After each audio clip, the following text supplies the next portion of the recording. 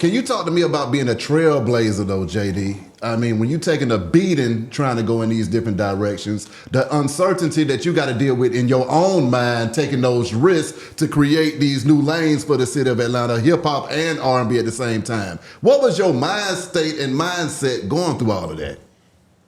I don't think I ever really had, I wasn't thinking about it. I actually looked at Atlanta being like a empty canvas, right? Like even when we talk about like Escape, when I brought Escape out, it wasn't no female groups from Atlanta. Mm-hmm. You know what I mean? It wasn't at the time. I remember TLC was my group before they signed to LaFace. So I had them at my house and Crisscross at the same time. Oh my God. But I couldn't, I ain't had an outlet to move either one of them. And I was having more conversation with the guys because we had more in common. Yeah. So the girls felt like I was fucking with them, but I wasn't really like trying to push them. And they had that meeting and I was like, Left Eye called me, was like, we just had a meeting with LaFace, they want to sign us. I'm like, yo, go ahead. Because at that point when she said that, I started thinking about me, the producer. I'm like, shit, they ain't gonna leave. They got a deal. I'm gonna get some songs. Come on now. You know what I mean? Yeah. I wasn't thinking as deep as I should have been, but I was just thinking about me, the producer. But yeah, when I put Escape out, I wasn't thinking. I looked at the canvas and I'm like, what girl group in Atlanta? And it wasn't no girl groups at the time. I think like Climax probably is from Atlanta, but Climax is not my vibe, you know what I mean? It's not a hip hop group. And then I think Joy, Guilt, Baby Mama. Yeah. And I was just looking at like what artists came from this city that was in that space, and was I doing something that hadn't been done? So long as it looked like and it felt like it wasn't being done in the city, I never wasn't paying no attention to it. How many people did you have to pass up on over the years, though, JD? Because you just said TLC, you let them get away. Who else got away from JD? Me? You said it right up. Because I argue with everybody every day. Shit, put my records out.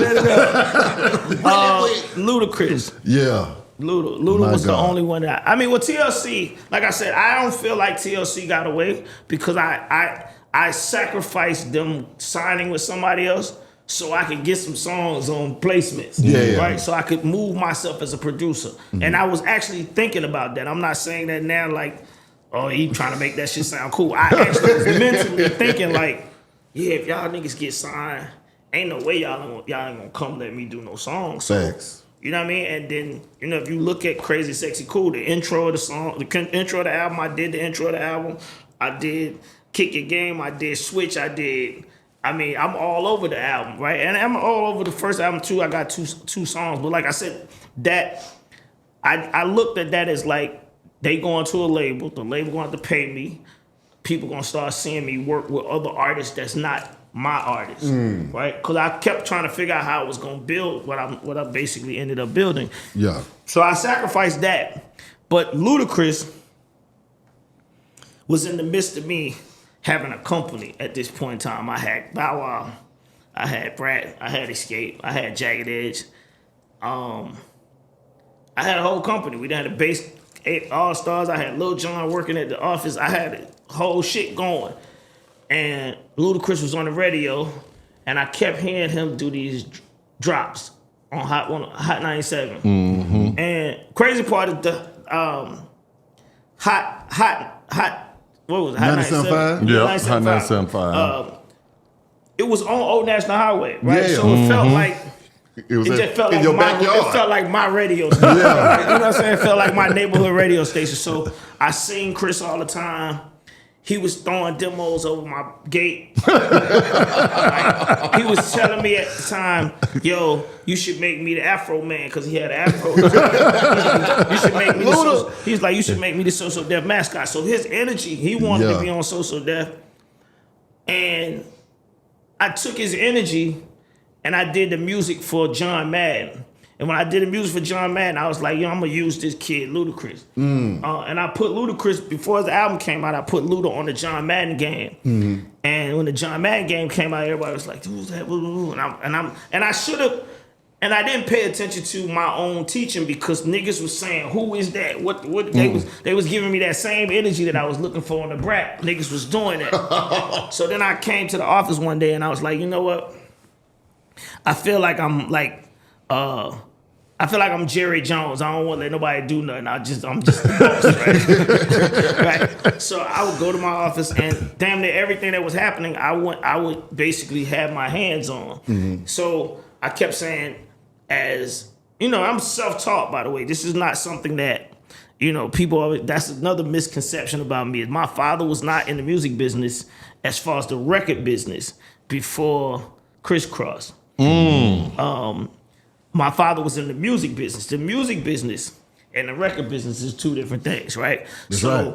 Being a record executive and having employees and all of that, I'm teaching myself this as I go. I'm reading Barry Gordy book. I'm watching Russell Simmons. I'm just learning as I go. So I'm gonna make mistakes and all of that. And I go to my office and I bring everybody in the conference room like this and I say, yo, I want to sign this kid Ludacris. What y'all think? And all them niggas in my office said no. Oh, these niggas! Damn! And I was like, y'all for sure. And they was like, man, yeah, he animated. I don't know how long how many records he can make. And I understood what they were saying, but my gut was like, nah, this nigga cold. Exactly. Yeah. He from College Park. Yeah. Come on. I should be doing this. But